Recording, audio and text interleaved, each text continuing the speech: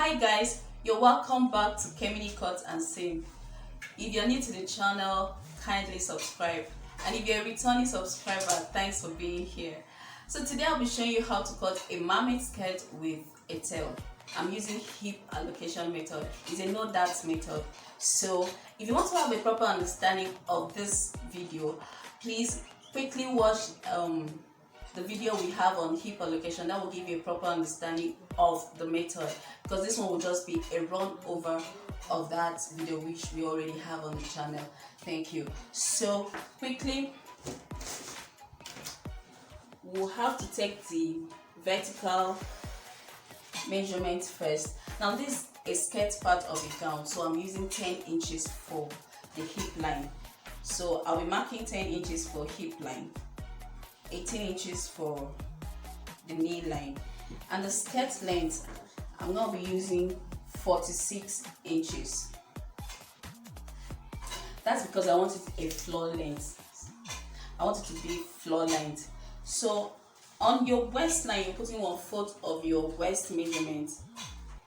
So the waist measurement here is 42 inches divided by 4, that's 10.5 inches.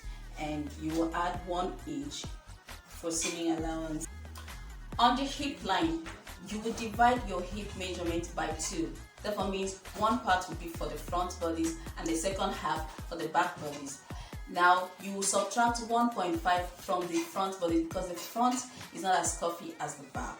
So 25 minus 1.5, that gives us 23.5.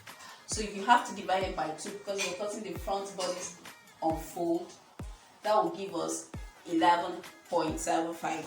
So on your hip line, you mark 11.75 and you're adding 1 inch for seam allowance.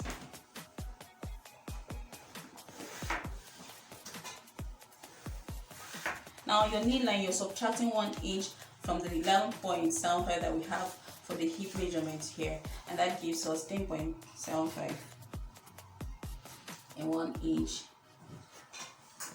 for seaming allowance. Now on your length, I'm bringing down the measurement I have on the knee, so that this measurement is 10.75.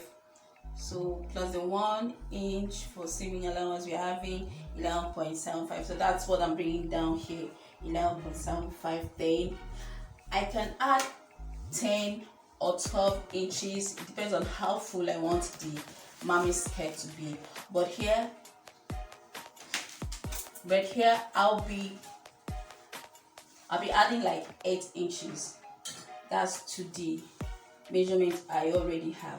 So that's 8 inches. And then from there I'll be connecting that to meet the knee line from here.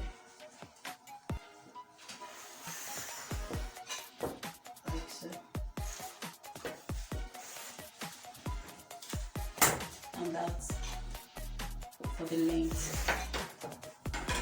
And then you use your cuff to connect from the waistline and hip to the knee, and then you smoothen out the sharp edge.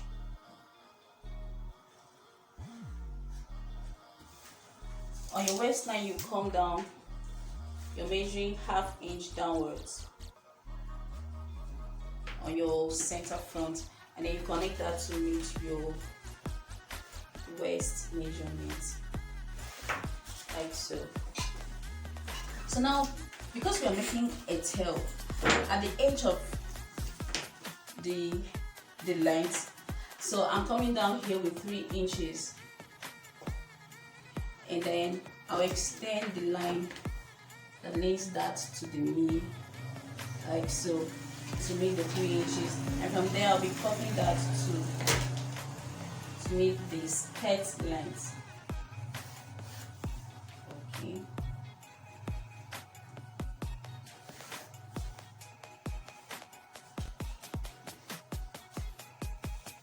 So with this now, we can cut out the front bodies. To cut the back bodies, I'm using 8 inches for the flare allowance, and before you do anything, you extend the lines here. And remember, we are using hip allocation method for this. The back bodies will be 1 inch higher than the front bodies. So you come to the center front and then you mark 1 inch, and then you're connecting that to meet your waist measurement, like so. On the hip line, remember we have 25 inches allocated for the back bodies. So 25 plus, and we subtracted 1.5 inches from the front bodies, so we are adding that to the back bodies now. So 25 plus 1.5, that's 26.5 inches. And now 26.5 inches divided by 2, because we're cutting it on fold, that gives us 13.25. So you measure that inwards, 13.25, and we are using 1 inch for zip allowance. So you bring your cuff now, and then you connect it from your front center line to meet the 13.25, and then you cuff that to your knee line.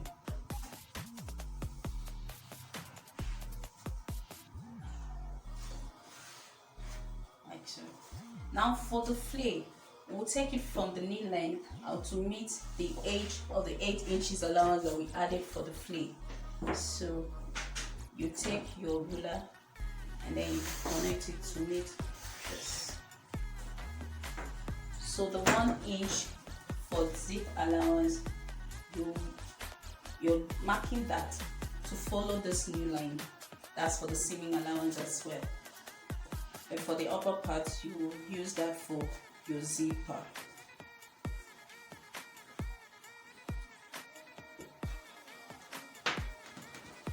So use your cuff to connect the seaming allowance as well,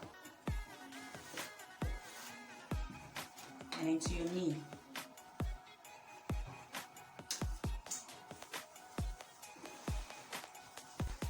And you use your ruler to draw the straight line from the knee line to the length. Now you remember our tail. For our tail, I'll be adding about 6 inches. That's because the client doesn't want the tail to be very long. So from your length, this is our length, you extend the line as well. So from our length, I'm taking 6 inches downwards, or I'll be using 7 inches.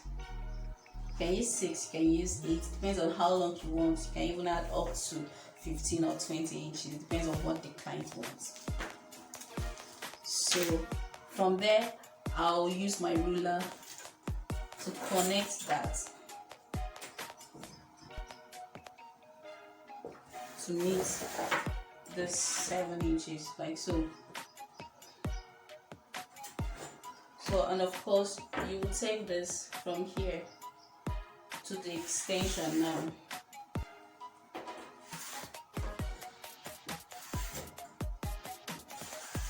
Hope you understand.